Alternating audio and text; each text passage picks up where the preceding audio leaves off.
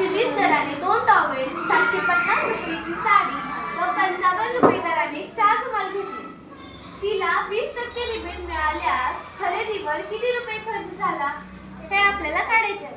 2 टॉवेलची किंमत बरोबर 120 गुणिले 2 बरोबर 240 रुपये. साडीची किंमत बरोबर 750 रुपये. 4 रुमालची किंमत बरोबर 55 गुणिले 4 म्हणजे 240 रुपये. एकूण खरेदी किंमत बरोबर 1 अधिक 2 अधिक 3 बरोबर 240 अधिक 750 अधिक 220 बरोबर 1210 रुपये. एकूण खरेदी किंमत 1210 रुपये. एकूण खरेदीवर 20% रिबेट मिळाली म्हणून 1210 चे 20% काढू.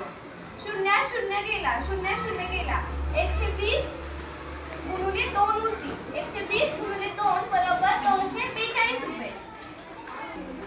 121 गुणिले 2 बरोबर 242 रुपये.